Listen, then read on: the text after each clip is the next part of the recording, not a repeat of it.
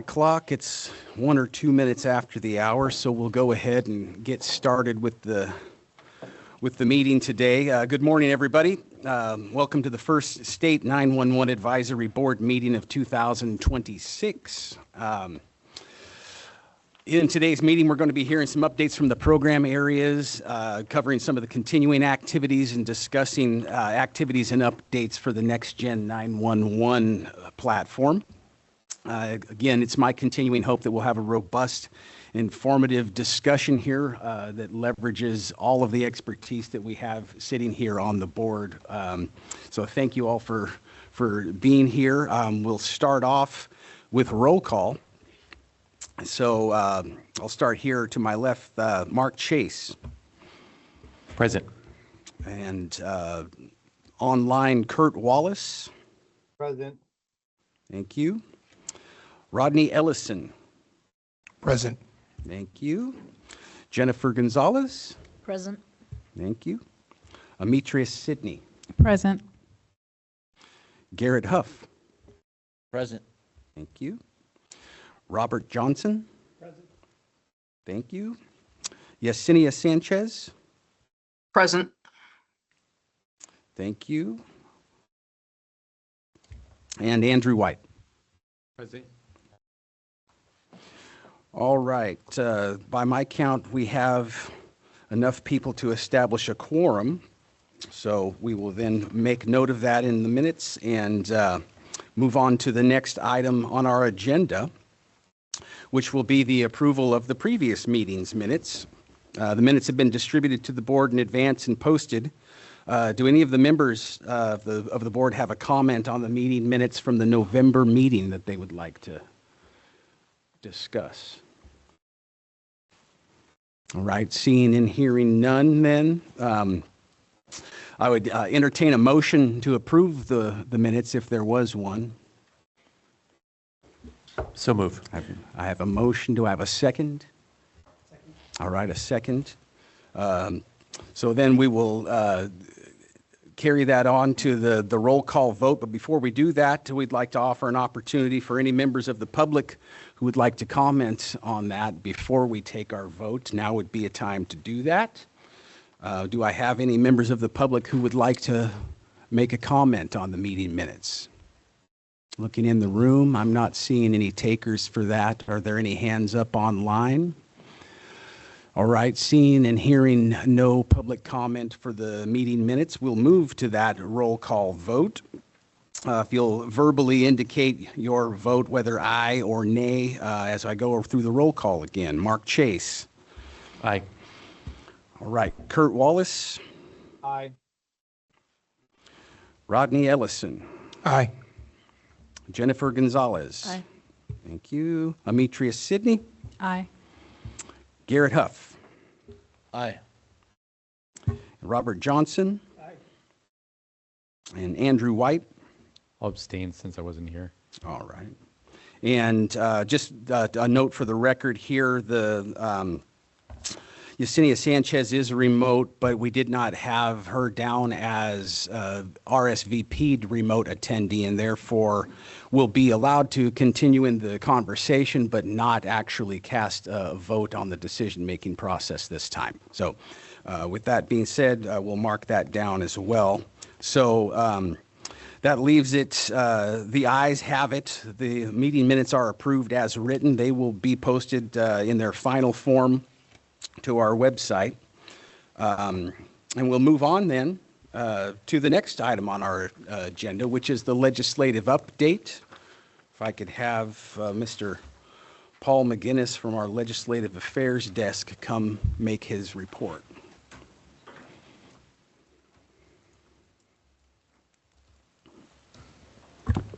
Thank you, Steve. Good morning. I'll be giving the legislative update for today. My name is Paul McGinnis. I'm the legislative coordinator at Cal OES. Just a couple quick legislative dates that we're looking at. This Friday, the 20th, is the last day for the legislature to introduce bills. And then come this June will be the deadline for bills to pass over to the second house. I've got a handful of bills, both state and federal, to report to the board today. And then, as always, this list will be made available after the meeting for anyone to reference. So the first bill is AB 1540, Assemblymember Gonzalez. This measure requires Cal OES to ensure 988 call transfer capability between call centers and LGBTQ+ youth suicide prevention providers, including a Press 3 routing option by July 1st, 2027, as well as text chat interoperability between 988 networks by December 2027. The measure also requires California HHS to administer a grant program to support qualified suicide prevention providers and help 988 call centers implement these capabilities. And all of these bills have not yet been set for committee. They've all been introduced. Next is AB 1639, Assemblymember Davies. This measure clarifies that 911 CPR instructions for drowning incidents must include ventilation and chest compressions. Also directs statewide CPR education updates. Next measure is AB 1832, Assemblymember Ransom. This bill would state intent to enact future legislation increasing centralized access to vital 211 response services as part of the statewide emergency resource response and recovery system. Next bill is AB 1863, Assemblymember DeMaio. This bill would prohibit a fire protection district board from charging a fee to any member of the public for use of a 911 emergency telephone number. Next measure is AB 1872, Assemblymember Ta. This measure would allow repeat false emergency reporting or 911 harassment violations to be charged as a misdemeanor or felony for repeat offenders, for adult repeat offenders. And the last state bill I'll share this morning is SB 985, Senator Strickland.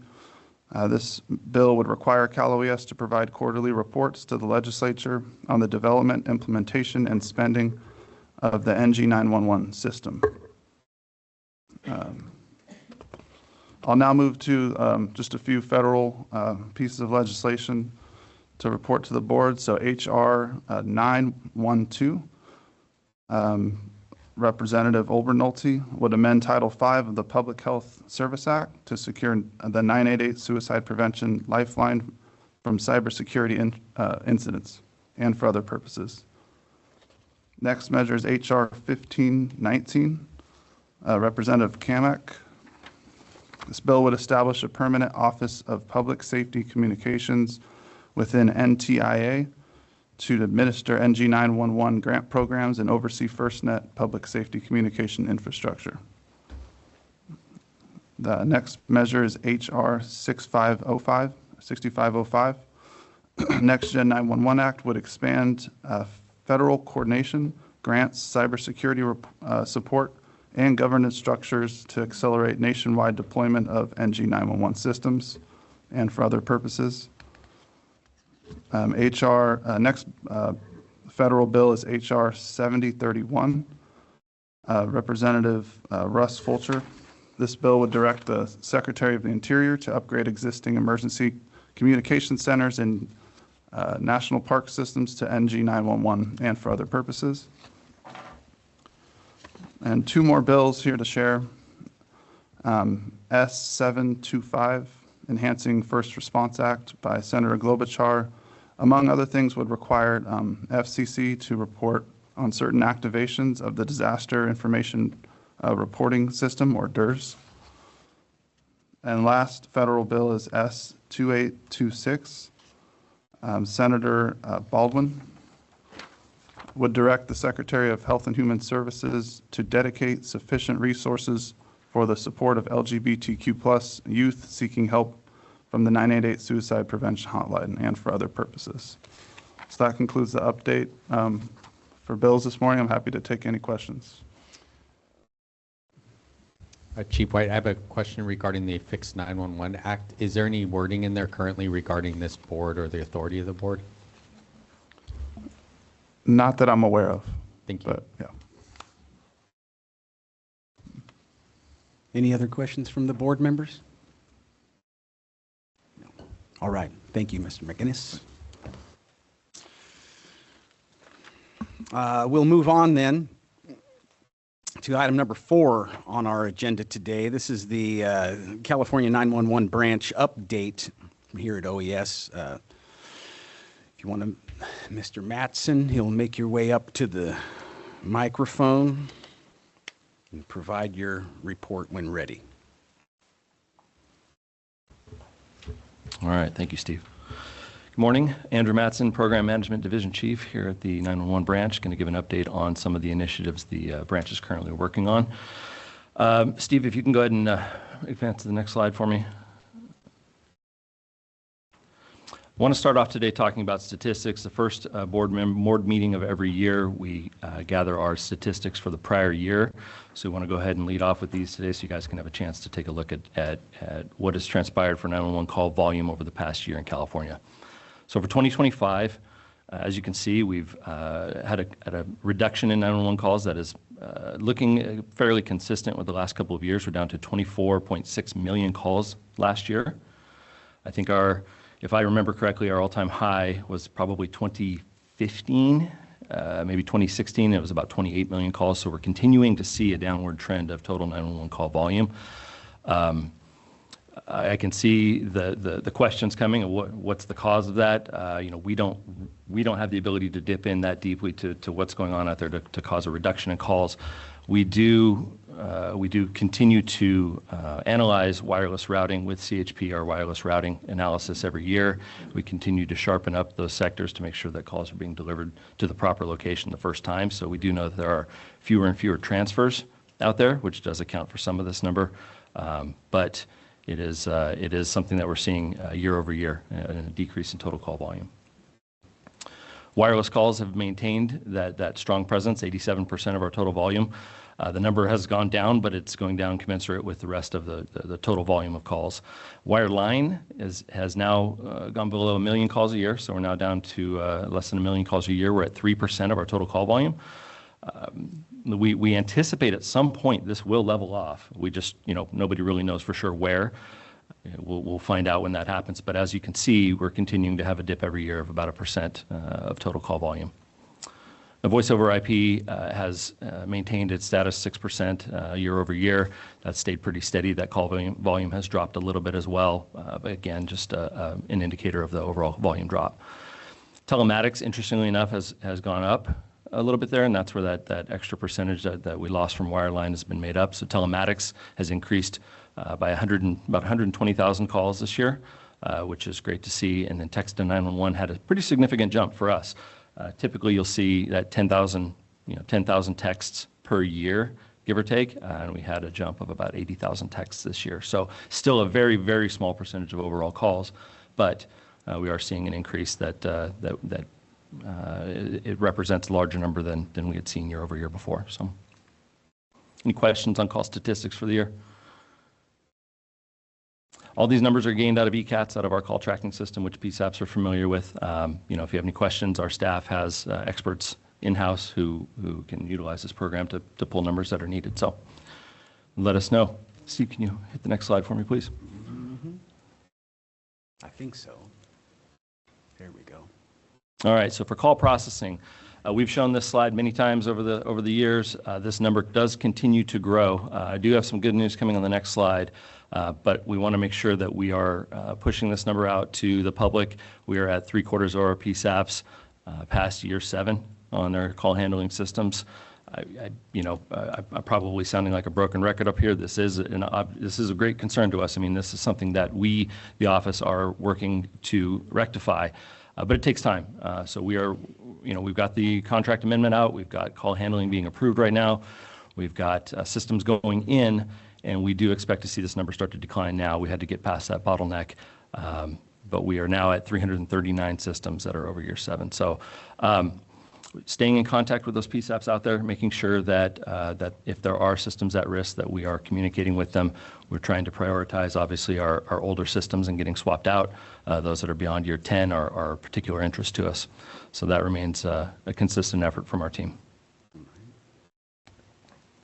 Question regarding that? Sure. Are you getting any feedback from those agencies, specifically the ones in the tenure realm, of concerns they might have that they can't meet that change when the time comes? Because there's a lot going on in each individual PSAP. Do they have the staff and resources to be able to facilitate that transition? We are not hearing those concerns because Okay. I think our PSAPs understand the need and the necessity to get that system swapped out, so they are prioritizing it. Yeah. Thank you. Yeah. So, I just had a comment, just accolades to your staff. We're going through an upgrade process right now, and your staff has been excellent with timely responses and also to helping, obviously there's a lot of turnover at the agency side, but just helping fill out forms and get that process working through. So thank you for making that happen. appreciate that, Chief. Yeah, the staff has been really, really working overtime lately. They've been doing a lot of good work, and this slide will show. As I mentioned last time, the contract amendment for on-prem CPE was signed back in July. Steve has asked me to give you guys a snapshot in time, so kind of a 6-month rolling snapshot of how many letters we're getting out and then how many approvals are getting out. And then as these systems start to go in, we'll start to tell you which ones are installed and signed off and then which ones are invoiced, and that's kind of we'll round out the process. Right now, in the last 6 months, I said at the last meeting our goal was to hit 100 systems for the year. That was what I wanted the team to do. Going back to July, we are at 75 already. So these approvals are, I mean, they're literally flying out the door. So the team is pushing out about 3 a week right now, and it's incredible to see. So we're getting a lot of interest. We're getting a lot of PSAPs who are signing on. And we are moving these approvals quite quickly through the process. So it's been really good to get this to get this ball rolling. I think we're going to see that logjam clear, and we're going to see the numbers drop soon for systems that are getting old. 27 additional allotment letters went out in the last couple months here, the last 6 months here. That number is starting to slow down because once that letter is out, it's out there, and it doesn't expire until the contract expires. And so you'll see that number start to tail off, especially as we start to approve more and more of these systems.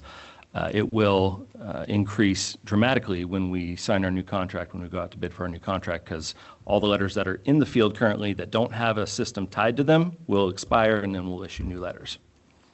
So if that makes sense. So if you've got a system in the works and you've been approved for it, your letter, you don't need to worry about it. But if you haven't started the process, you'll get a new letter from the office. So we'll see that number jump in July. The team has finished writing the RFP for the new contract. That's in process right now. We're working with CDT to get get all the proper attachments and get everything into the system to get it ready to put out. I'm hoping that we can have it out in the next few weeks. Like I said, it's been written, it's all done. We're just making sure that we have our process dialed in. It takes a little bit of time. I have a lot of vendors that are asking. Everyone's very, very excited for it. So we will have that out in the next few weeks, and then the goal will be to have that contract awarded in June or July. The current contract expires at the beginning of July, so we hope to have no gap in service there for the PSAP so that we can continue to just roll on. Any questions on it? Yeah, I have a quick question. Of the 75 and the 27, are the majority of those the on-prem? Do you have a percentage of on-prem versus the cloud-based? For the CP upgrades, yes, those have all been on-prem. Okay, For the letters, I don't have that number, Chief, thank you. but it is the majority. Yeah. So, I don't, oh, good. oh, sorry. What do you think as far as deployment in the field? Is it realistic that they'll be able to bring 75 to 100 systems up in a year's time? That's a great question, Mark. We have had several meetings with our vendors to relay the importance of that fact that has to be done. That's not an option. It's not a question at this point. So we've talked with our vendors. They're very confident that they can do it. We have monthly meetings established with everybody who's signed a system. So we're talking through it. We're making sure that they're tracking these numbers. We're tracking these numbers more than we would have in the past. In the past, our office would approve it, and we'd let the vendor and the PSAP do their thing, but we're trying to stay a little bit more on top of it now. So we are in conversation regularly with those vendors to ensure that they can meet that goal. Yeah. Yeah, I mean, it's ambitious, right? Because that's more than one system a week, being Yeah. deployed statewide, so. And it's not slowing down. So yeah, we're absolutely watching that. And it's difficult for us because I don't want to throttle approvals artificially. I don't want to keep PSAPs from getting these systems or getting approval for these systems. But at some point, we will have to start to monitor that pipeline and make sure that the vendors are holding up their end of the bargain. Yeah. Appreciate it. Yeah. Can you speak to the, at a high level, the cost? And we had a conversation offline where you looked at some other states and kind of going back 2 meetings ago, there was a discussion about being approximately twice as much, but then where that fits in market-wise. Sure. So we have worked a lot on that, Chief. The costs that we're seeing nationwide are going up everywhere. These systems are more expensive than they were the last time we signed a contract with on-prem equipment. We are working with our vendors to make sure that doesn't get out of hand, right? Our new contract will be scored on price, right? They will have to be competitive. We've made that very clear to them. But we are seeing an increase in cost. We are working, executive staff at OES is working on our BCP for next year, and I have pushed those numbers up for call handling that I will need in order to be successful to get these systems paid for. So we are, I'm making sure that that leadership knows that we have a dollar amount that we need to hit to make sure to get you the systems you need at the quantity that I need them to be installed, with hopefully a little bit left over to buy those peripherals that agencies need.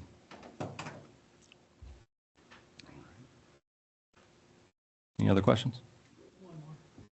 Regarding the legal update we just had, there were a couple things related to Next Gen 911. Is any of those, if they all pass, is that going to put any additional burden on this specific team in trying to get this stuff done, or is it a different unit?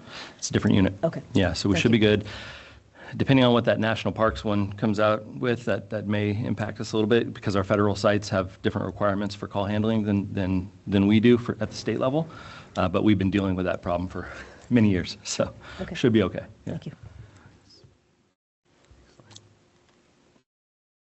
All right, and then lastly, we'll talk a little bit about our fiscal and operational reviews. We wrapped up the year 2025. We had 51 site visits, so that's 51 individual PSAP visits from our team going out and working with our PSAP folk to answer questions and to provide some information on site. This is the same team that handles those call handling approvals. So I think I mentioned at the last meeting that we will be attempting to hit the numbers that we want to hit, but this team does have to prioritize those call handling installations over this process. So we've made it clear that's number one, and fiscal and operational reviews are number 2 in priority. But as you can see, for 2026 in January, we already had a couple visits, so we do have the team still getting out there and making sure that they are visiting with our PSAPs and sharing information in a one-on-one environment. So happy to see that. I'll give my pitch. I always do. These are great meetings to have. I used to do this job, and one of the best ways to learn 911 is to get out and talk to your people in the field. And so I advocate for this for anybody who's listening. So if you want our office to come out, sit with you, talk to you, go over some of the fiscal numbers that affect your PSAP, some of the things that we're working on at the office, please give us a call, and we will make sure to get somebody out to visit you. So I did have one comment I wanted to add here. So Andrew threw several pieces of information at you, statistics and metrics, I think, that help to paint the picture of what's going on here. But I know that in the past, this board has asked for some other, other performance indicators, or, in terms of the vendor service level performance and the transparency of how the system itself, the network, is being deployed and operated. And so what I want to do is going forward, I want to sort of build out more of an ecosystem of performance metrics and corrective actions that we're taking to be able to, paint the picture that we're managing the relationships with our vendors and managing the deployment of systems and networks in a transparent way that you can rely on seeing on a regular cadence. And so one of the things, we don't have data on the network itself today, but we will be posting some information and reporting on it on a regular basis at this. It'll just be included in the statistical breakdown of how things are working here. But I think the information is going to be important, particularly when we start, deploying additional PSAPs onto the next gen network, where there's going to, naturally be an opportunity for a dashboard to display progress, but also how the system is operating and some of those corrective actions that we may have to take in terms of making sure that the availability of that system is adequate and meeting our standard benchmark of 5 nines of reliability. And so I wanted to talk a little bit about that. To start with, what I'm thinking of is, we would be reporting on maybe, the quantity of issues that are reported in, trouble ticket form. We would talk about, the number of impacted answering points when one of those trouble tickets arises. We would talk about the duration of the impact and the severity of the impact. And I think the severity could probably be broken down into, kind of a tier 1, tier 2, tier 3 scenario where maybe an intermittent impact that's recurrent, it gets it elevated to a higher level of priority. If it's a persistent impact, then that would, of course, be escalated even further. And so just wanting to get some visibility that's quantifiable into the conversation. And I think that will help us all to have clarity about what's actually happening with the network and with the systems out there. Like I said, I think having, factual data to hang our hat on matters because, if you're not measuring something, you're not going to actually improve its performance. And so that's really the key driver here, is wanting to make sure that we're having a system that really meets the standards that we're setting, which, we talk about it here frequently, that, California deserves to have a best-in-class solution, and that, includes the network infrastructure itself, but also the end user equipment needs to be that as well. So if we're, aspiring to that, then we need to be able to somehow quantify that and report on it regularly so that we can drive improvement in those metrics. And I think what I would like to do is, the first thing I would like is to get some feedback from the board members here. Does that sound like it would be useful information and a useful endeavor to spend our time collecting that data and reporting it here? Obviously, I envision posting it publicly as well on our public-facing website, but give me some feedback on your thoughts, if you don't mind, on that topic.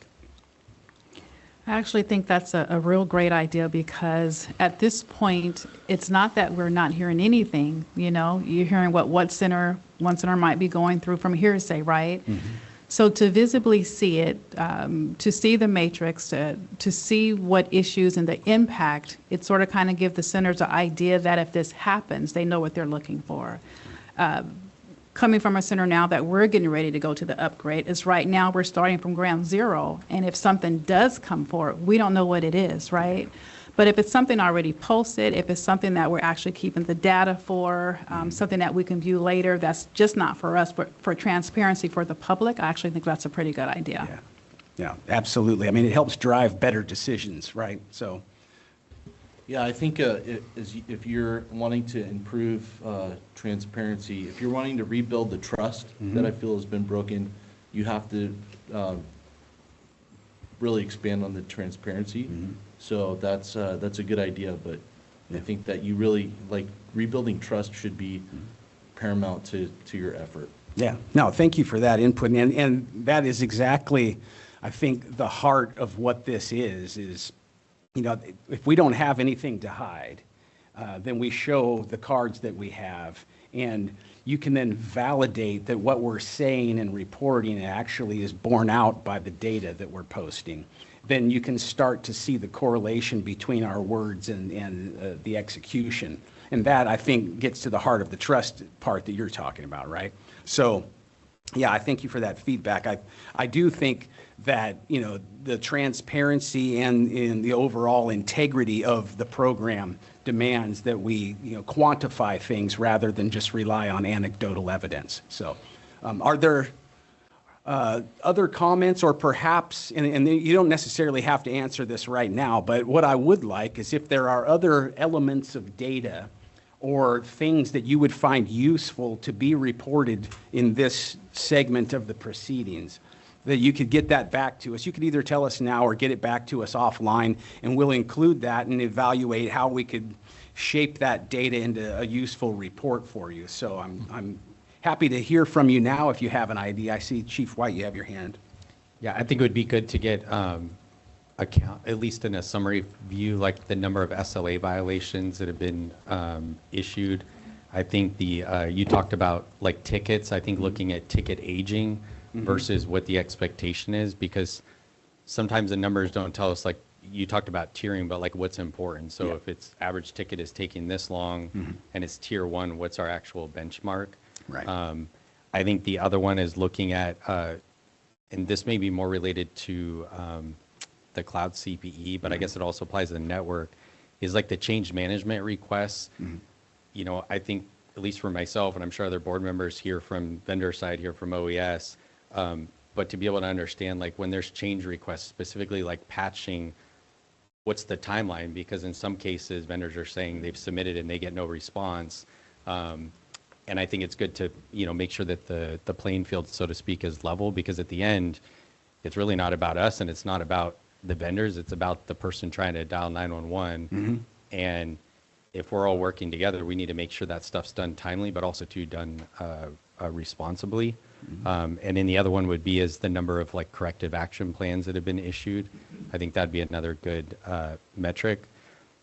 Overall, and I leave this to the experts on your team, I think history is instructive on the future. And with that said, we all know where we're at right now, and I think there's a lot of lessons to be learned. And I'll say that there wasn't necessarily a shortage of data being presented. In fact, there was many diagrams and numbers and everything else.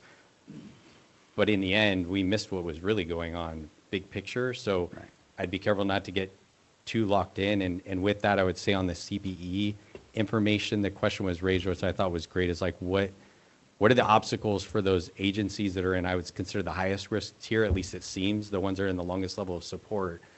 It'd be good to know, like, out of those, how many are currently in that process, or from a high level, what are the obstacles? Is it something that the board can support with, or is it something outside of our hands?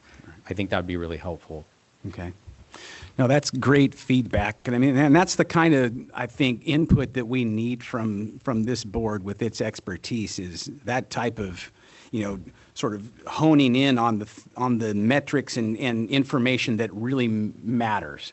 Like you said, we could get lost in data that doesn't have any inherent meaning, but if it's important and it's helps you form an understanding of how things are actually going or where a problem is cropping up, those are the things that I actually want to be able to report on. And so, like I said, you may not have it on the top of your mind right now, but if you think of it in the coming days, then by all means send that back into us, and we can start working on, refining what we are reporting on, so that it does hit the mark that you're talking about. Can I just very briefly, just to pick up what Chief White said and what you just mentioned is where we're at now. I do think there would be value in starting to report out the successful transitions. We've seen very little information on how many have been successful in transitioning Next Gen 911.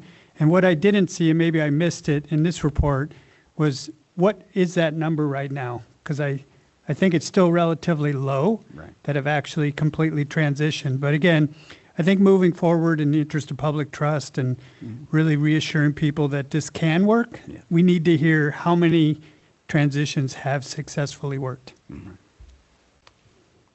Thank you for that.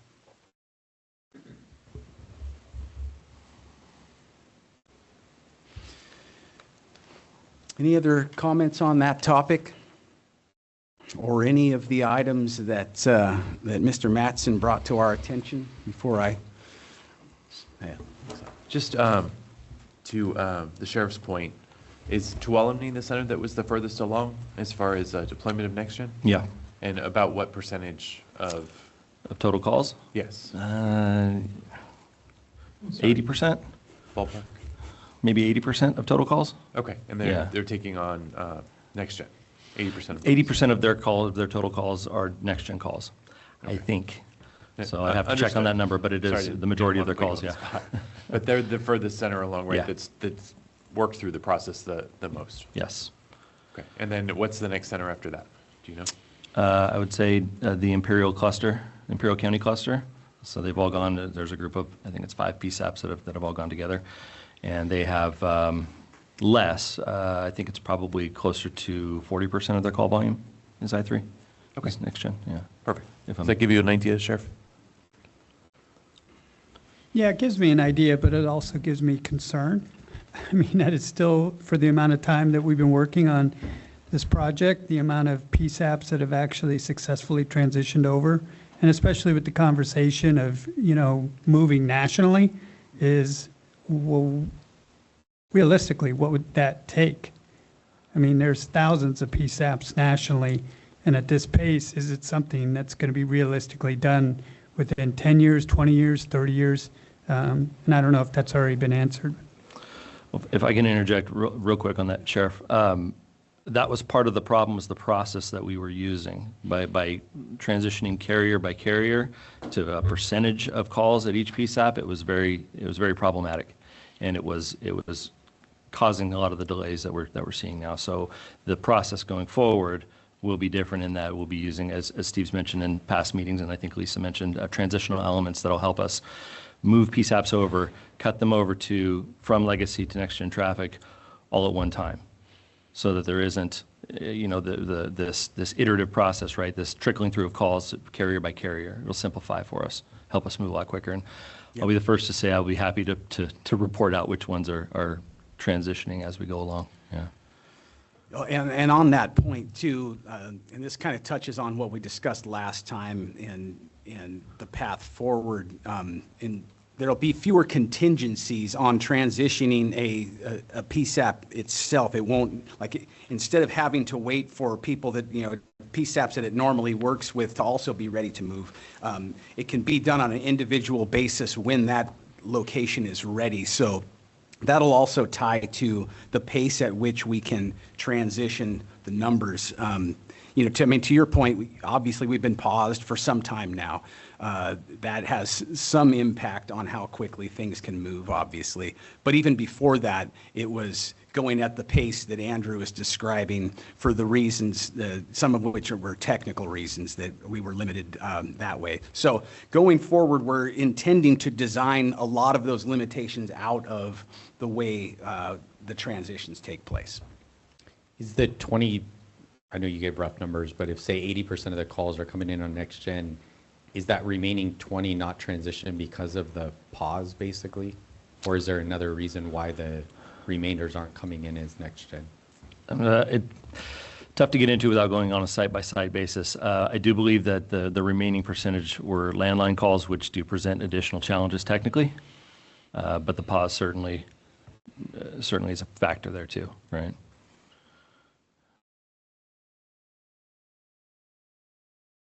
All right.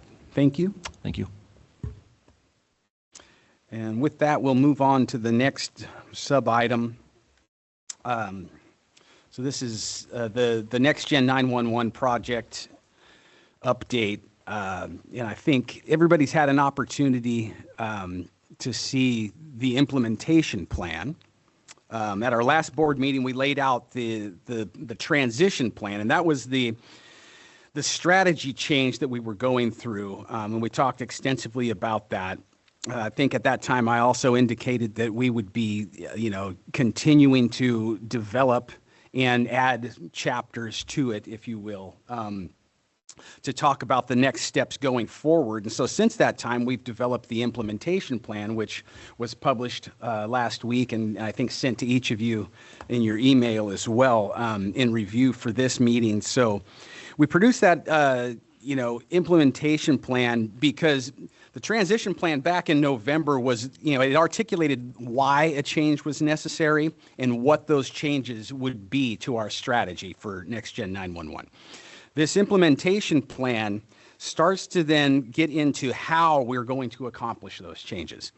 And I think, as you've reviewed the document, you've seen that the implementation is divided up into 3 phases. And, phase 1 being to establish contracts with the statewide 911 providers. And phase 2 was to migrate all of the PSAPs onto that statewide provider. And then phase 3 to decommission the legacy and what was remaining.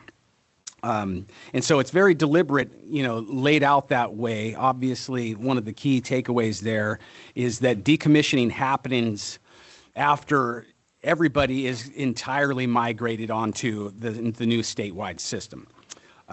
But as we're doing that, we're, engaging in these contracts. And once we have these contracts in place, there will be further updates in terms of the project deployment plan and the schedule associated with that. So what we're talking about right now is, ballpark timeframes that we've sketched out that kind of get down to maybe, quarterly updates within the years ahead. We will have much better granularity on that once we have a vendor partner under contract and can work with them on how it's going to proceed during that time frame, during the period of performance. So that's the sort of the high level. And we can talk a little bit about phase 1 here in establishing contracts with the statewide providers. And this will kind of break itself up into a couple of different segments. One is going to be to enter into an interim contract to move PSAPs that are currently on the next gen 911 voice. We want to move those onto, can we mute that, please? Thank you. Establish an interim contract and migrate off of the regional framework onto a statewide framework. And so that'll be the 23 PSAPs that are presently on the next gen 911 will be the first ones to move over. We're going to consolidate onto that statewide network. That's going to obviously simplify support processes quite a bit and allow us to improve response times when, issues, when they are reported. We'll have clear response and recovery timelines established with one partner rather than many partners. Another thing it allows us to do, and this is, I think a significant priority, is to implement Next Gen 911 for PSAPs in the Los Angeles area prior to the 2028 Olympic Games. And so we got about a 2-year runway there before the games are upon us, and wanting to make sure that we do what we can to support that massive influx of visitors and activity into Southern California. So that's going to be an also priority. So we will be moving the existing 23 PSAPs onto the next gen system and also prioritizing the Los Angeles area and making allowance for any other PSAPs that have an urgent need to transition should they experience some significant problem. Copper theft usually comes to mind in this case. So we've made allowance for those things during that interim contract. Simultaneous with that, we'll be soliciting in an open procurement process for our long-term statewide partner. And, so we can obviously, start with the interim process and start making progress, but also get that statewide partner in place so that this allows us to, I think, compress the overall timeline somewhat so that it doesn't drag out for 7 to 10 years this way. This allows us to begin moving immediately, make some progress, and not have to wait for that open solicitation to conclude and get that new long-term partner onboarded before we start making any additional improvements.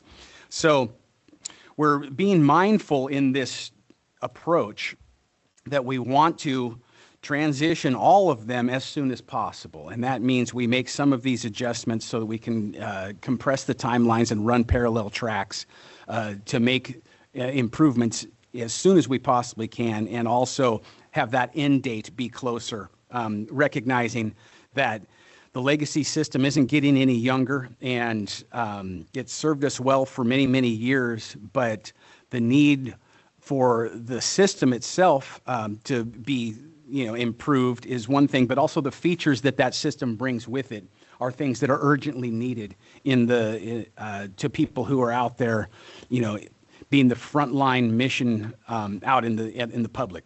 So wanting to get those features and the reliability improved as quickly as possible. That's why we selected this approach. So phase one prepares that and allows us to then move into phase two, which is the full migration of all. And that'll take place over the period we're anticipating July of 27 through June of 2030 is when the bulk of all of them will be transitioned across from their existing systems onto the next gen system. And so we're targeting June of 30 to have 100% on the new next gen statewide platform. And then of course, after that is phase three, where we decommission the legacy system and retire all the components of it.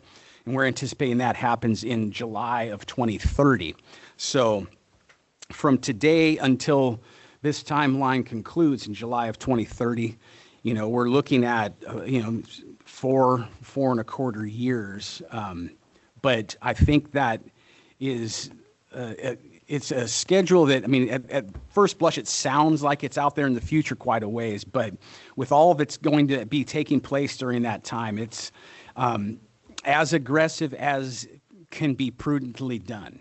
And that, I think, is one of the things, is always balancing the reality that this isn't the type of project, and the impacts that it has aren't the type of impacts that you necessarily take risks with. And so we want to make sure that we're doing it and conducting this in a prudent fashion, and planning it well in advance, and managing the change well.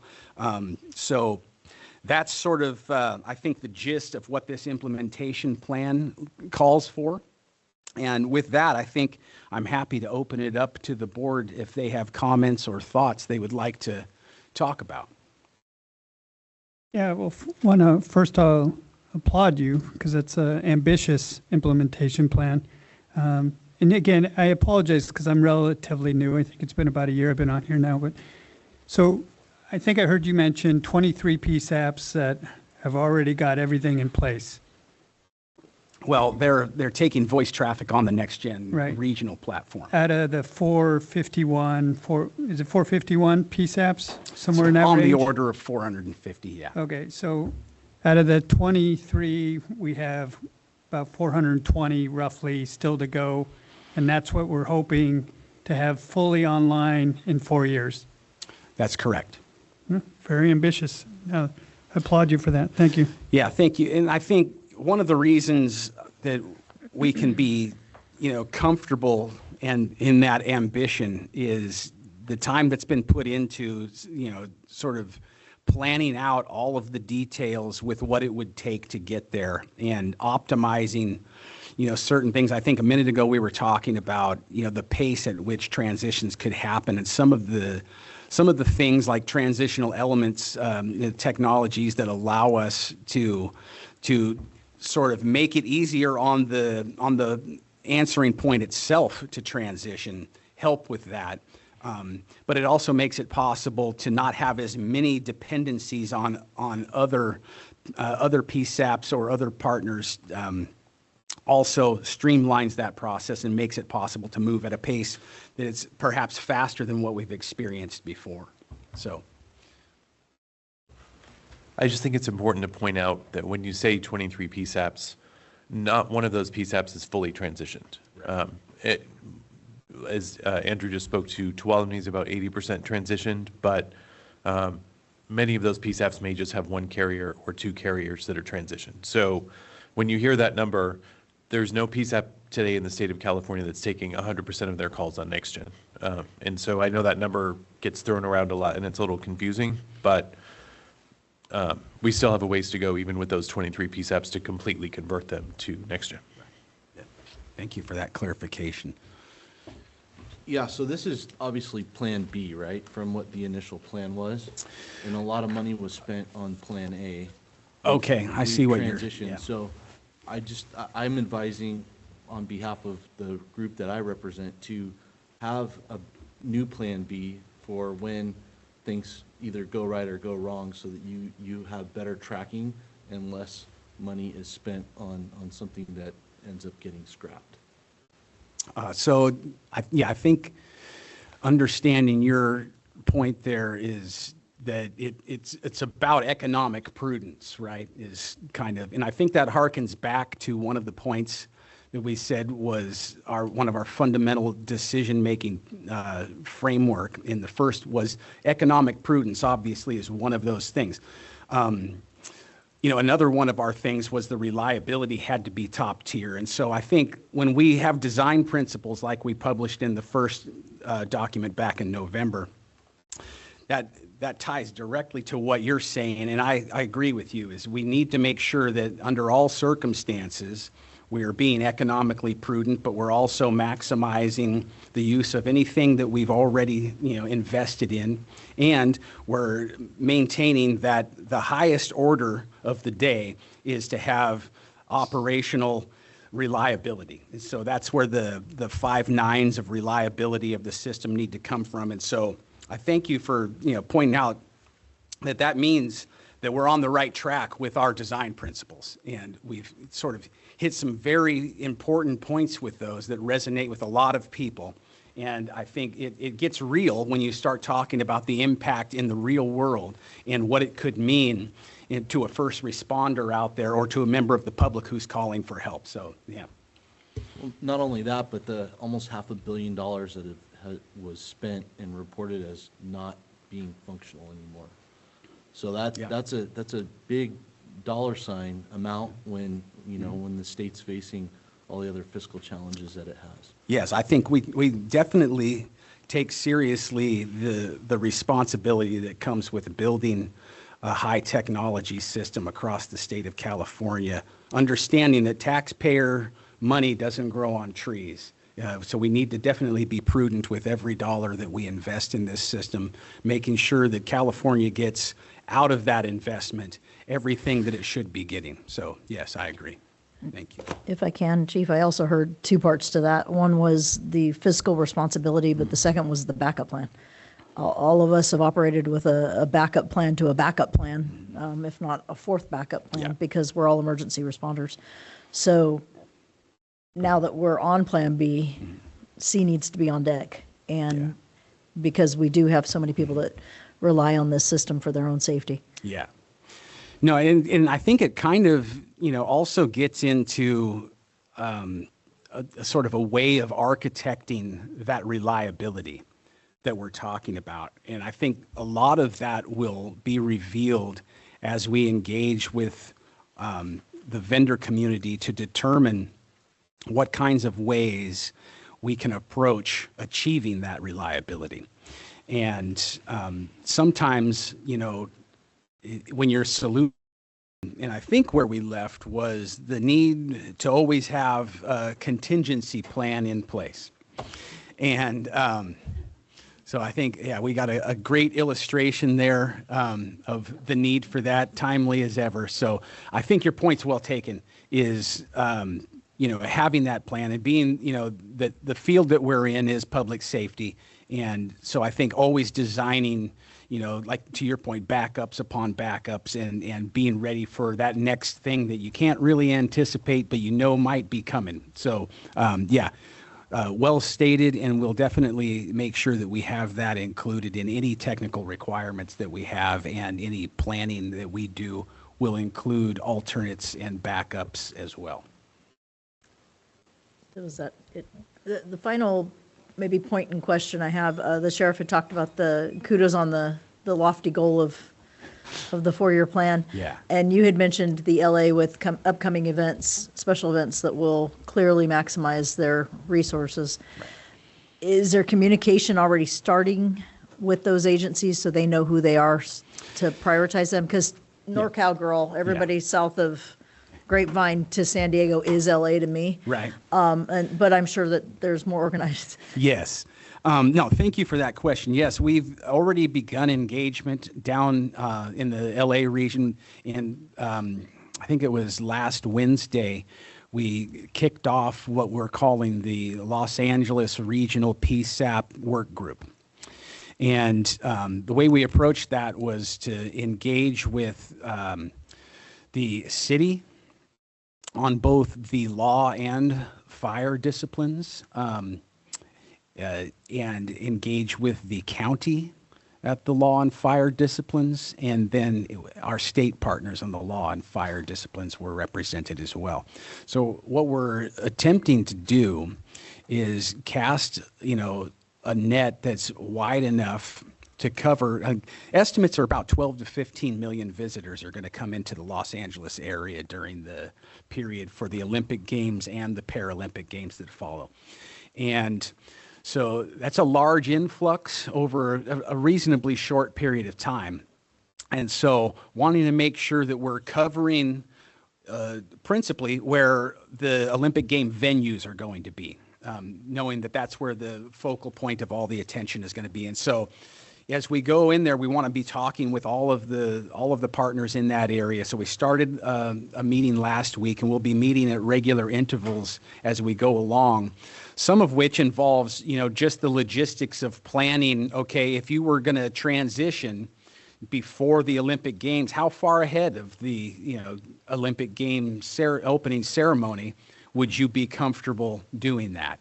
Knowing that people don't want to do it the night before, things like that, right? So a lot of planning around that, but also selecting, which of the PSAPs are the ones that really are going to be in the zone where all of the activity is going to be happening, and presumably then they'll be the ones who are going to get the call traffic associated with that. So like I said, we had an initial meeting last week. We're going to schedule another one in March here and be engaging with them regularly throughout the period of time between now and then to make sure that we have a plan for which of the PSAPs are the ones that are going to be, included and transitioned in this priority group of transitions, and make sure that we're communicating well enough in advance and planning for whatever concerns or contingencies there might be. I'm aware that there are going to be some times where other events are happening. I think there's a Super Bowl that's going to be coming up there next February that will cause impacts to any transitions that we'll be doing. So, managing those things, the whole process of managing the change, it isn't just a technical situation in a lot of cases. There's a lot of logistics that go into it as well. So yeah, we're engaged with those parties down there. Thank you. I have a question real quick. Yeah. Some of the best practices that you come up with out of these meetings, would there be a benefit in sharing that with the board? Because there may be something that's useful. I know our agency, CHP, is working with you on that, but there may be some benefit that we can use for the overall plan as we move forward, because you're doing this in such a short period of time. Right. I know there's lots of issues that are coming up, but that may help. It may help. Yeah. The overall cause moving forward. So maybe you could report back to us if you think that's beneficial. Yeah, I think you're right. I think leveraging what's been learned by people who've gone before will make subsequent transitions smoother and easier, or at least not have to be replanned 100% because it can use things that have already been learned. So I think that's a good idea regardless of how compressed the timeline would be. So thank you for that. Yeah, we'll definitely take that down as an action. Yes, Chief White. A couple questions. I guess the first one would be, what do you see as the role of the board in advising along this path? And by that, I mean, like you mentioned that you said in the last meeting was established why we're transitioning, why we're choosing a different approach. Mm-hmm. In this one, there's like a high level overview. But if the board's supposed to advise, how would anybody here know the pros and cons of, for example, let's talk about the interim process. There's got to be pros and cons. And how do you envision us providing feedback as the impacted public safety representatives about, yeah, that sounds good, or no, it doesn't? And with that, like I have a specific question is it was mentioned, and I know there's another item for subcommittee, but about some traffic being rerouted. One of my questions about that going to the statewide provider is my understanding is that it may actually be downgraded as I-2 traffic and it's not being routed as I-3, which raises more questions. And I don't know if there's somebody here technical that can talk about it. Maybe it's not an issue. But it's difficult because we get different points of input and concerns raised. And then ultimately people ask, well, why is it going this way versus if we just come here and hear the updates and say, this is what we're doing, what does that advice look like? Well, at a high level, I would say, these meetings themselves provide that opportunity for feedback. And I think, as we bring ideas here, hearing from you as a board, what would be beneficial from your perspective, and then we can take that information back and weave it into the plan that ultimately gets executed. So that's one layer of it. And I think taking input from the board, not just at the board meetings, but there's opportunity in between to submit, agenda items that you would like to have discussed. That can be submitted anytime in between, but also, to the extent that we don't violate, the Bagley-Keene rules of open meetings, we can have conversations. It just, can't be with so many of the board members simultaneously that it does infringe upon those rules. So I think, one of the ways we've addressed that up to this point is through the use of the subcommittee, which was, designed in such a way that we could have some of these kind of conversations without infringing upon the Bagley-Keene rules. And so I would say, the subcommittee in a lot of cases can provide some of that feedback that you're talking about in terms of advising us on things that would be useful and make sense. And I think, your point about hearing pros and cons is something we could always stand to do better at articulating, here in this forum is, when we come here with a document, I think we've thought a lot about the pros and cons already, but we don't really talk about it in the presentation of it. And I think that's where your point, I think, has at least one of its points, is wanting to hear those pros and cons that were considered and how we weighed those out. Is that right? I think so. I mean, I look back on how we got to where we're at and then going forward. And I think part of why we got to where we're at is that, like, if you look back, I don't think the board ever, we act as a board. We come to this individually, but ultimately the board only acts when we meet in session. And I don't know that we ever once voted on the single biggest project impacting the state of California, even if the vote is merely to provide advice to go left or right, or we think this is good or bad. Yeah. It is only advisory. It's not binding, but certainly there's a tie to this, the CETNA money. If you look back at why the board was brought together in law, and I mean, if you go back the whole decision about going away from a regional model to the other, I think there would have been some value in the board saying, yeah, we think this is the right direction to go, or we don't, or here's some dissent or whatnot. Otherwise, I think how the board really plays out is it's sort of like we're just a superset of public comment, right? We get the first chance at it, but really it's as if we just show up to a council meeting. And I'm not diminishing the subcommittee thing. I appreciate you guys setting that up, but I think even there too is, we can provide input on what's before us, but the most critical thing is actually what we're doing from public safety perspective. And, even back to the timeline, like, I understand a lot of it's going to depend upon what do the vendors say they can actually do. And so you can only provide your best guess at this phase. But I worry is, between now and these RFP goes out and then stuff comes in, like, does the board have any say so to say, yeah, we agree with this or we don't? Or, the biggest thing that's missing, and I realize we won't know till we get the proposals, but what's the cost of all this? Because at the end of the day, we're the most connected to the local communities and taxpayers who ask questions and to say like, I don't really know, or with what's presented here, I guess no cost is too expensive because there is no other plan. This is it. So hopefully one of them comes in at an affordable level.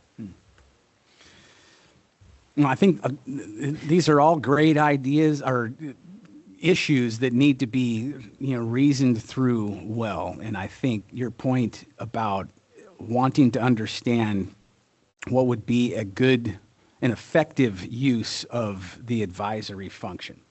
And so I think we can definitely take that back and frame up ways that what that would look like.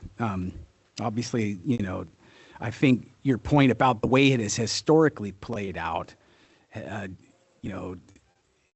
hasn't been, I guess, the most effective use of the expertise that exists on this board. And so you would like to see it done in a more effective and prudent manner going forward. So I think we can take that back as something to prepare some remarks on. Is there, regarding phase one, is there somebody that can answer the technical question of, are we actually changing from I3 to I2 with that statewide provider? Because there's some limitation on their end. Yeah, so I'm looking for my chief engineer, if you want to step on up. Hey, Chief White. Go ahead and rephrase the question. So what was explained was that my understanding is right now there's traffic that's being rerouted from a regional, and I might be using the wrong term, but that it's being shifted at the OSP level and that it's being delivered as I2 traffic because there's some capability issue.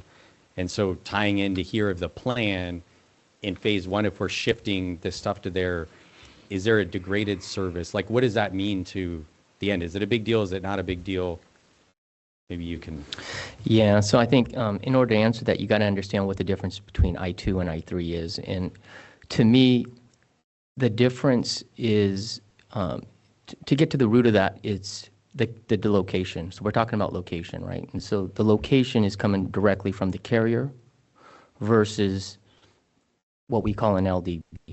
But from the dispatcher's perspective, from the comm center's perspective, you guys won't see any true difference. The location is still going to come with the call, whether you call it direct from the carrier or from an LDB location. In terms of like finding where somebody's at, that's Right. from us. And on the practical standpoint, is there any difference in terms of the preciseness or time? No, that's where we're getting into the I3 world where, there's a lot of nuance in the way the specs are being described for you guys. But in the end, operationally, I think, in my mind, there's no, like, to answer your question, is it degraded? I would say no. My opinion would be no.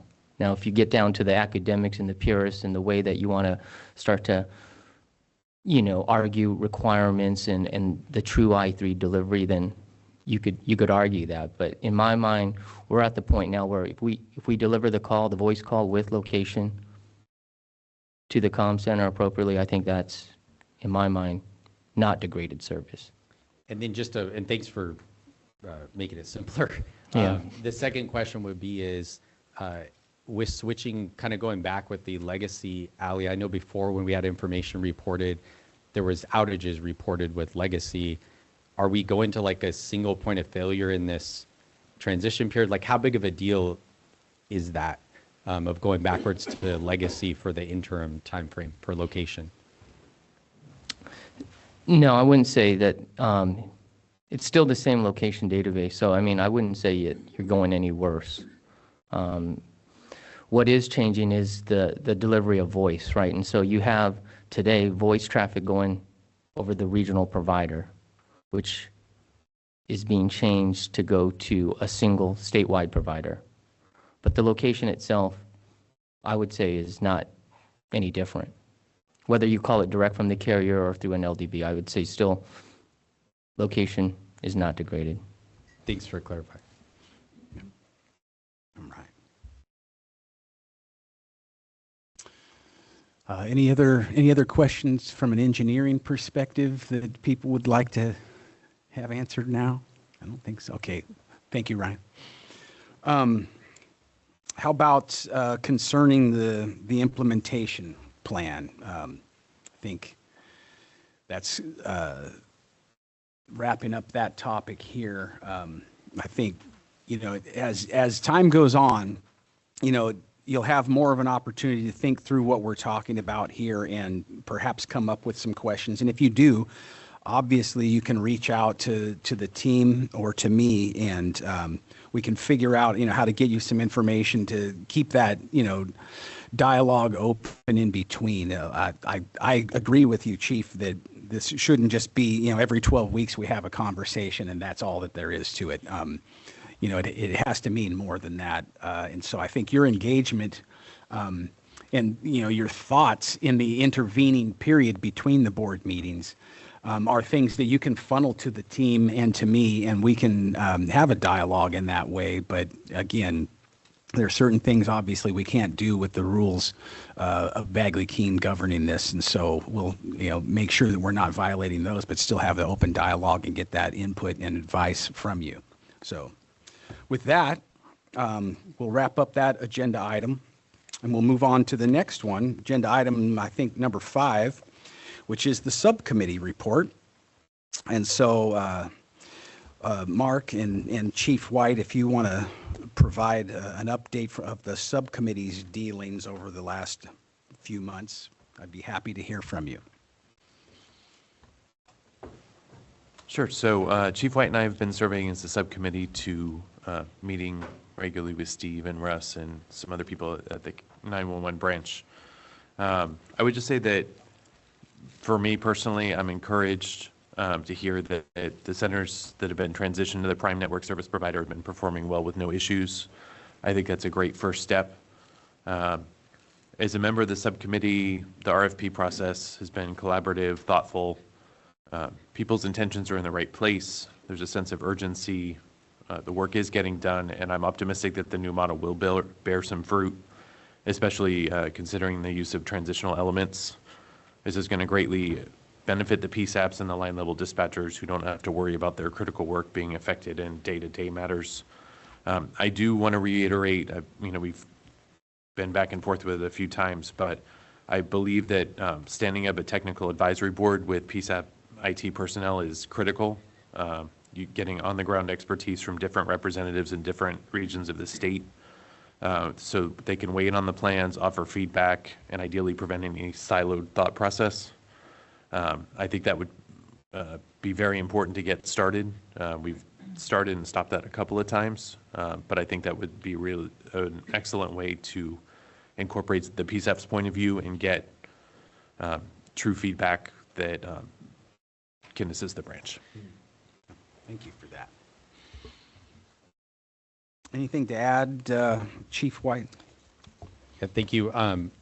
One of the things that I think we talked about quite a bit, and we certainly hope to see it, throughout the RFP and then also to his Cal OES staffs, is making sure that we have some sort of like ombudsman type position that is really independent of the implementation folks, that can make sure that PSAP concerns are being elevated and, learning from the past of people expressing concerns like, who do I contact at Cal OES, or being afraid, or whatever else, that they can kind of monitor that. And Okay. the more that I think about it, maybe it's appropriate that in a project of this scale, that maybe it's an outside company or something that's giving that. And I think it's important to get back to this whole board of, here's what we're actually hearing, here's what we're seeing. I think if we're going to be, to use the word transparent, that we have to assess ourselves as Cal OES, and then also to the vendor side. I think the other one that was discussed that I think was important is, this being the direction that's going to get a new system, is listening to what the vendor has to say about how they will meet. In other words, that we set the criteria, which I know your team's working on, of here's how it should actually work. It's like if we have a soda machine, we want it to dispense sodas, collect money, and do that sort of thing. But the inner workings, we leave that to the engineers and stuff to figure that out. I think in here, a good lesson learned is to see what they come back with. And I know you've mentioned that the timelines are the best estimates now, but as that stuff rolls in, I think it'll be important to make sure that the board understands and that the agencies are communicated. The other one was, we can't mess things up for those places that already had rough transitions. And I know Mark and I talked about that at the, making sure that that's addressed, but realizing that stuff's going to happen between now and the next meeting. I hope to see how that translates into some sort of, outreach, because I would hate to see Tuolumne and the other sort of early adopters suffer again. That's I think, an avoidable error. Yeah. No, thank you for that. It's a good point.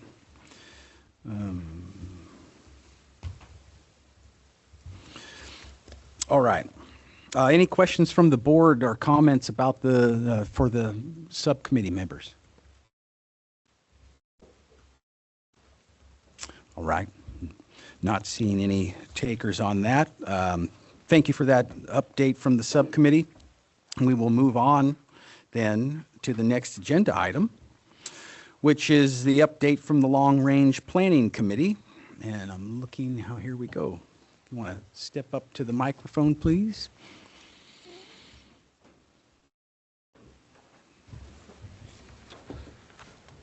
Good morning, everyone. For those who haven't had a chance to meet, my name is Jeff Logan. I sit on the Long Range Planning Committee, and I represent California Fire Chiefs Association on that group there.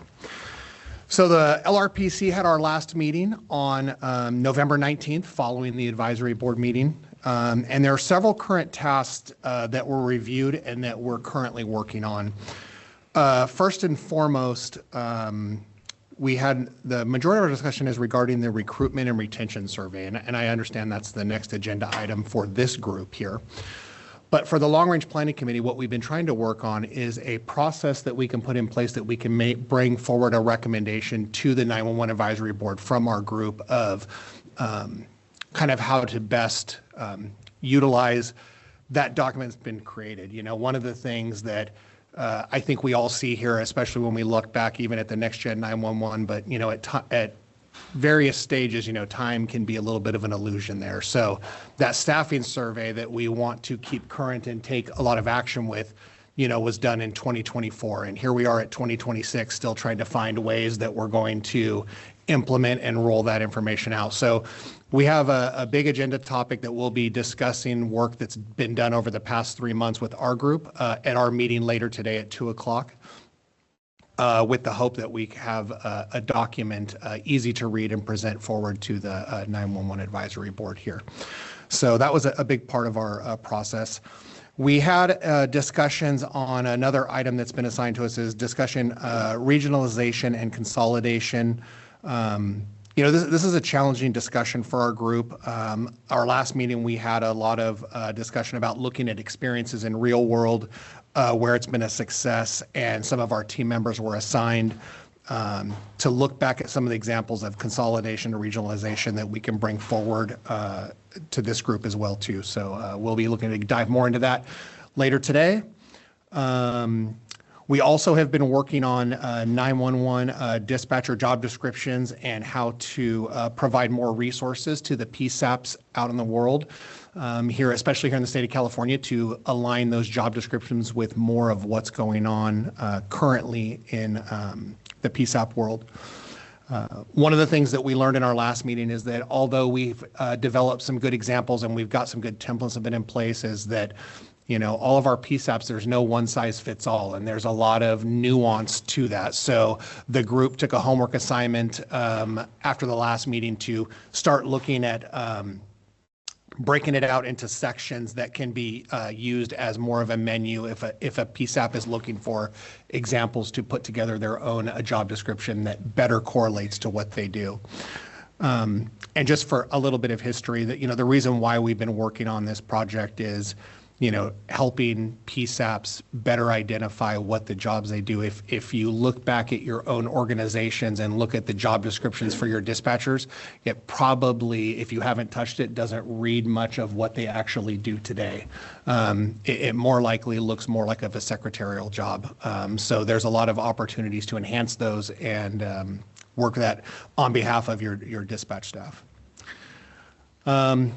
One of the other topics we didn't spend a lot of time on is we've been tasked with looking at options for remote call taking. options.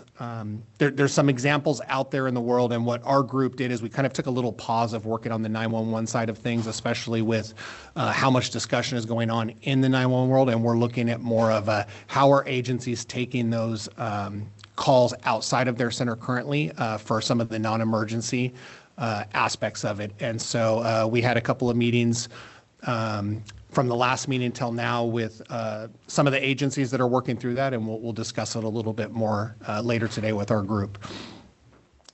Last update I have, specifically for Chief Gonzalez and Chief White, is that in our last meeting, our representative for the California Police Chiefs Association stepped down from her position on there, just other projects that she has going on. So we'll be looking for a replacement in that role, and I'm happy to discuss with you after the meeting if you have any questions or anything like that. And that's the end of our report. Happy to answer any questions. Any questions from the board? Are you guys having discussions about AI assistance related to staffing and processing calls? So it's an interesting question that you have, and is specifically with AI, we do not have it on a topic, but it's one of the things that we were going to add. I was planning on adding today for our roundtable of future items, but it does tie into what we're looking at the staffing study. And one of the things that we're discussing and bringing forward is getting some of the best practices that are out there currently where we have an identified issue and how are people currently solving that. And I can speak for my center is that AI has been a big part of that. I think it would be great. I realize you guys, like us, all have your primary jobs. And so sometimes taking your discussions and writing formal reports, just speaking for myself, but maybe the rest of the board agrees, is I think it'd be good to, I don't know if some of the hang up on things is like somebody has to go back and, compile a thing. I think it'd be fine just to come and give us a report like, hey, here's kind of what we're seeing, and less formal so that we get it more in real time. And I would say, I know I was one of the ones talking about, looking more at the remote call taking options, and I saw there's actually some, jobs that have been flown at large agencies. It'd be good to hear like how that's working. But I think as time, things quickly change, I think AI is taking a front seat to all that. And so it'd be great to hear, maybe even at the next meeting, like what have you seen and what's working? And also too, when we look at recruitment and retention, while the state, doesn't provide funding for dispatchers, we spend a lot of money in technology stuff. Maybe there's opportunities that, through the 911 office to provide grants or something to help provide some of these tools that can make, fewer dispatchers be more efficient, and try to help with that wellness issue of being constantly overloaded. That's fantastic. And I feel like maybe you're like ready to sit on our meeting we have at 2:00 today. A lot of those topics are some of the things that we're looking to discuss. Very much appreciate the comments and insight there. Thank you. If I may add, continuing with the wellness, we had talked about in the past that there's insufficient funding for wellness, cumulative trauma, things like that for dispatch, where we saw funding from the state come in through BSCC for sworn personnel, but not for dispatch, and trying to find ways to help support those that are behind the mic. Thank you, Chief. That, for anyone listening out in the PSAP world, and those who are here, those are the comments that we're looking for, and that's the understanding that's out there. And, we have some ideas to bring forward with our group there, but, funding's always a challenge. But I think that if we, put the right effort towards it and the right visibility, I think we can prioritize it. So thank you, Chief. Right. Any other comments from the board members? All right. Oh, just continued thanks to the LRPC. I know it's a lot of work. So thank you. Right. Thank you. Thank you. All right. Moving on to our next agenda item. This is number 7. This is the staffing and retention study discussion. I understand that this topic, the board has previously wanted to make sure that this maintained its presence on the agenda perpetually. And so it's here to be an opportunity for the board members if they have concerns or issues they want to discuss around the staffing and retention study. This is sort of the opportunity if you wanted to continue the talk. I know we talked a little bit here just in the previous agenda item, but if there's other comments or issues that the board members want to bring up, now's a great time. Yeah. I guess we don't have a lot of people knocking on the door trying to get in. So the big question is how, as a board and just our profession overall, how can we make it an attractive role that people want to come do? There's lots of people with talent out there that hadn't considered themselves as potential PSAP operators. So, whether they're in service industries now or anything else, it would be nice to see us somehow find a way to help promote the role and attract people that might be qualified for the job. Yeah, I think in increasing the number of potential candidates helps obviously fill those vacancies that are out there. And so what does any of the board members have some thoughts on that or ideas about how to increase the supply in this equation? I don't know, I'm handing out business cards every time. I've got, QR codes from my previous organization. And when I see somebody with communication skills and a desire to serve somebody in their capacity of whatever it is, I'm handing out cards. I'm just trying to get them to apply, so. Yeah.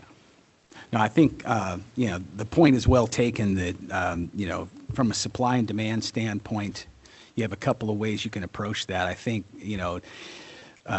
obviously awareness, to your point, handing out those business cards and making people aware of something they might not otherwise have been aware is one way of doing that.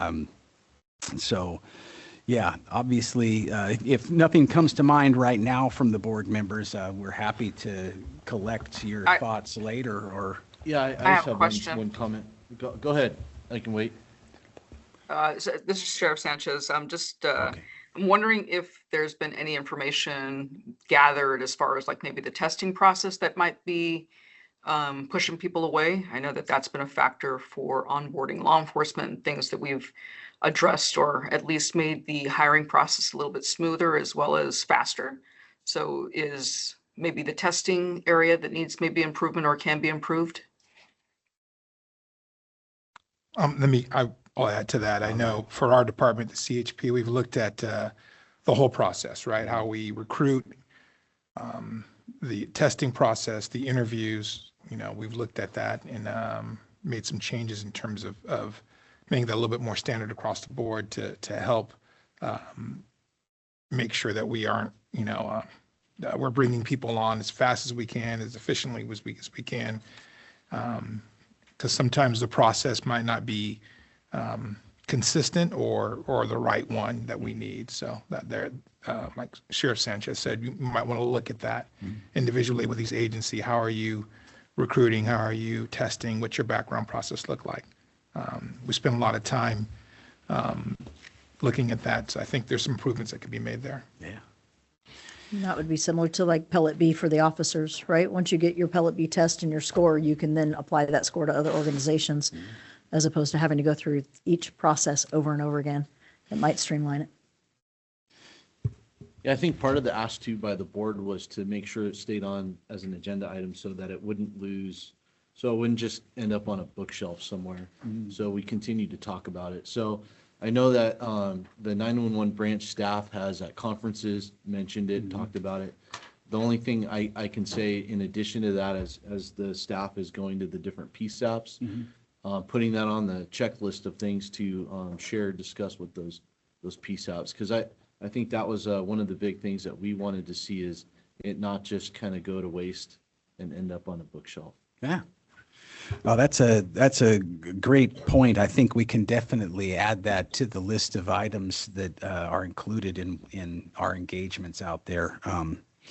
And make sure that it's top of mind awareness for the people that we engage with at the PSAPs would continue to raise, the level, particularly if they weren't, sort of in tune with what the report shows.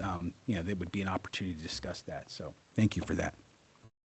Yeah, we were in the process of standing up a new center, and I actually found it very useful on shift scheduling and all kinds of okay. information, so. Well, there we go.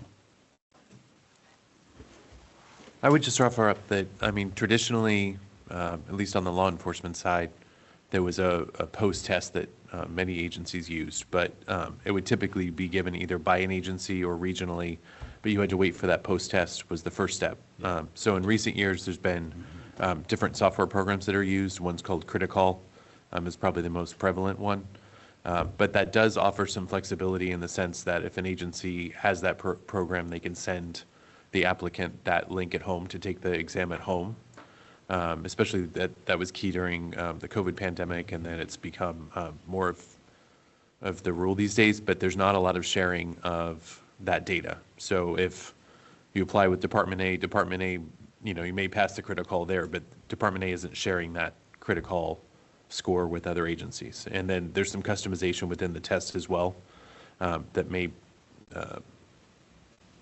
each agency sort of gauges the test as far as the different modules and according to their needs, right? If they want to emphasize one thing more than the other. So that is there. I mean, I would say the hardest part versus someone like my center's in Silicon Valley, right? So they go to apply with City of Palo Alto or whoever, City of Mountain View, and it's going to be a 3 to 6 month process to get hired, right? And there's the background process, there's a polygraph, there's a psych exam, there's all those type of things. Whereas they have a competing job offer from Netflix or Google that they can start in 2 weeks, right? And so that's really, how do we overcome that?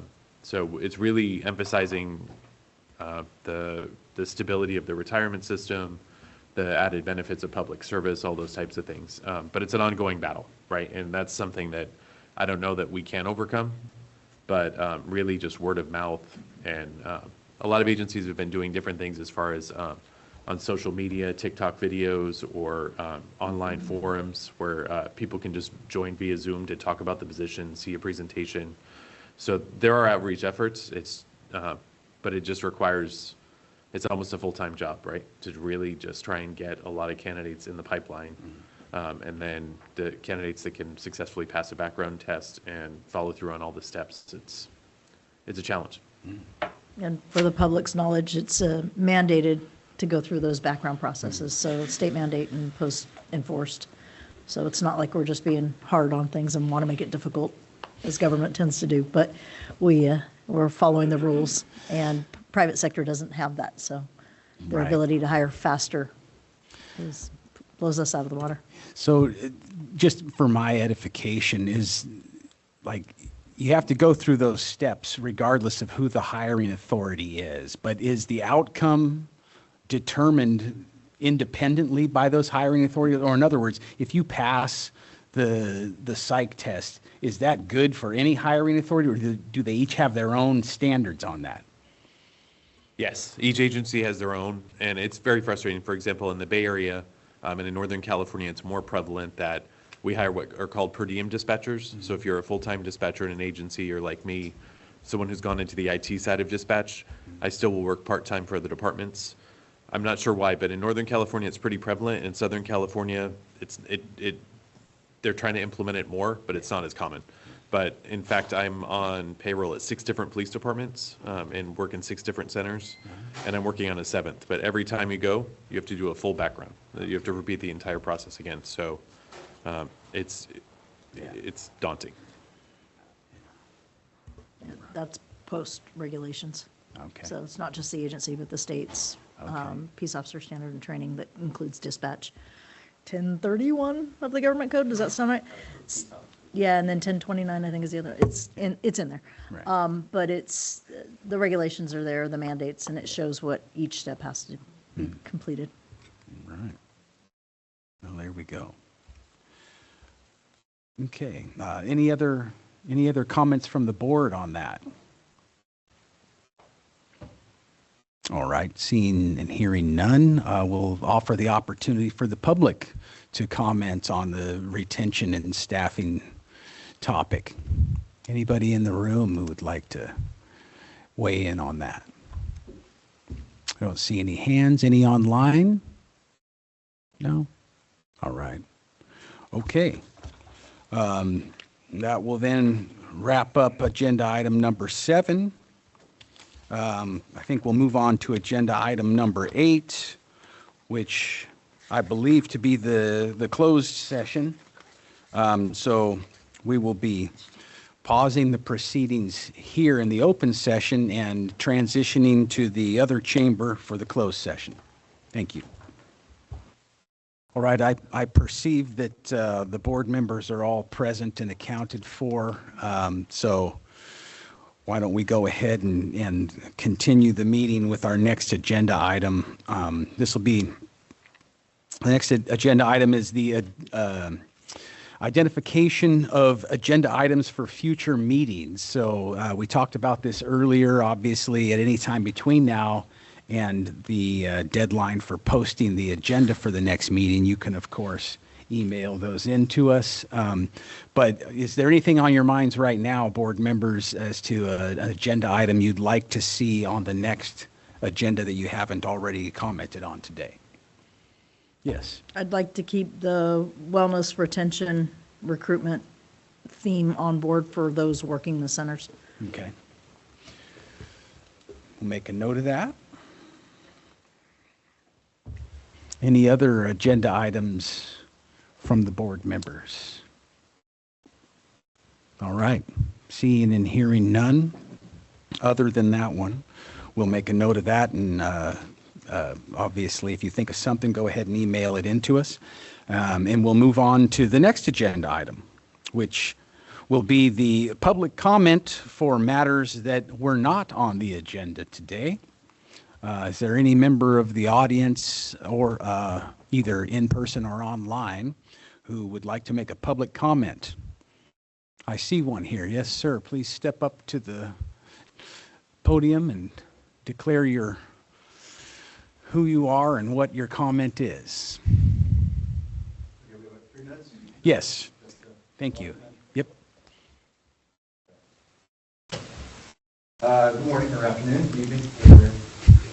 My name is Stephen Sprague. I'm a business professional here in California. However, I was a professional firefighter paramedic for many years here in Northern California, and still have family currently working in the fire service in Southern California. Actually came from a cop and fire family. It was, our family get together was very interesting. Because of these factors, the statewide 911 reporting system is of great interest to me. In doing some research, I have learned that there's that next-gen 911 system that is in place now, and that provides regional input and coverage. Location services, we talked about that. Allowing for multiple providers and vendors, that has cost over $500 million to initiate and put to where it is at this point. In my research, own a mission of this body that is currently working very well and was ready to move forward in its current state regionally. It seems to me, as Joe citizen, Joe taxpayer, I'm not on anybody's payroll anymore, that and especially in this era of removing waste, fraud, and abuse, that there would need to be a really good, properly analyzed and documented reason to scrap a working structure that provides extra security and resilience to spend another, who knows, $500 million on a single provider system. The legacy system appears to have had several significant service outages. That's a problem. And it looks like the reporting of those outages may have even stopped back in 2024. I'm not sure why that was. And I will say this, that spent many years responding to emergencies, and location and quickness is extremely important, right?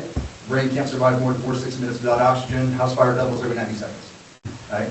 Can't speak to the law enforcement stuff as I can with fire service, right? So this is very, very important. This is a huge state, and I don't know that a single source solution has worked ever in the state of California. It hasn't.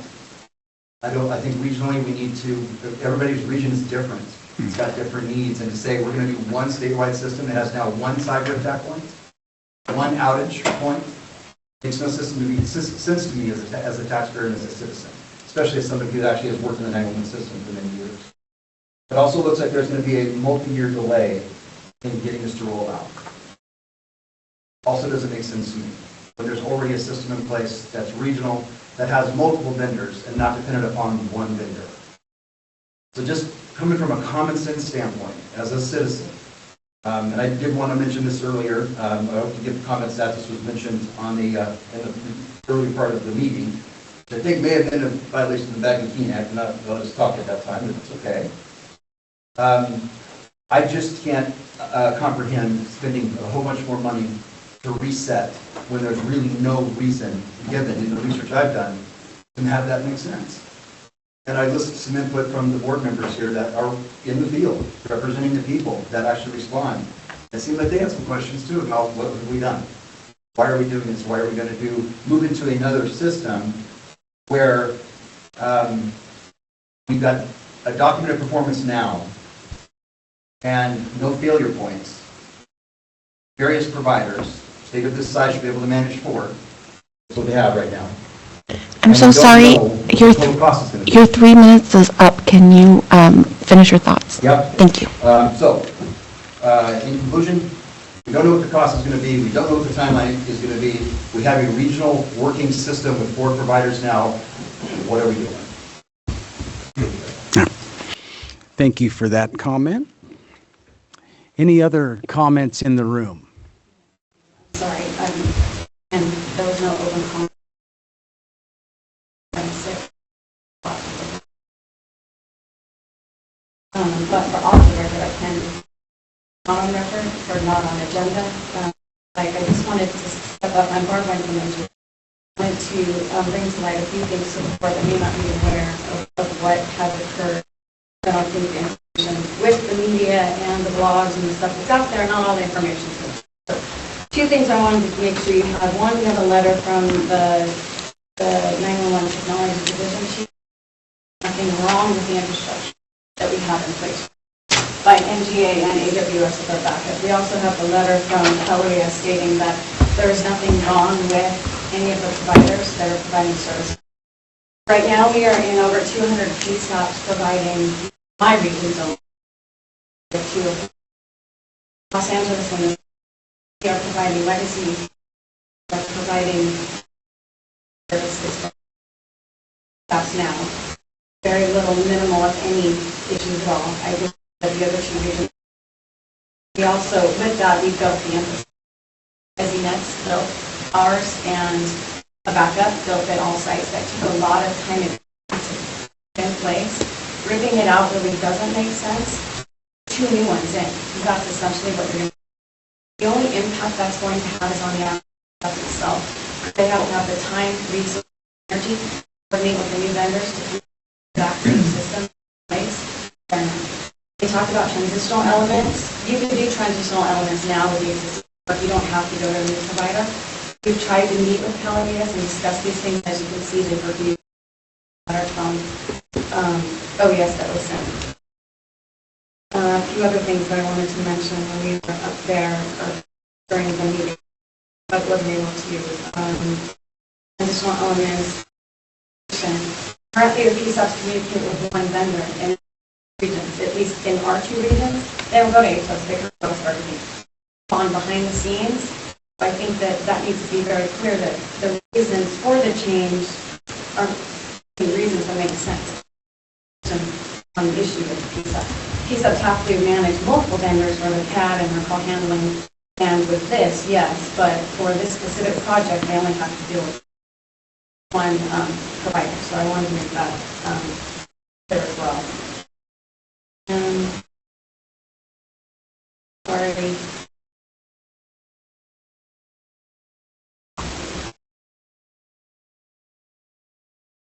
Just wanted to say, as a partner with the state, we've been a partner with the state of Colorado. And we have built it with 100% interoperability as the state designed it, and with redundancy and resiliency. It is built into this. That's exactly what a new provider would be. I'll leave this so the board so they can see what each of the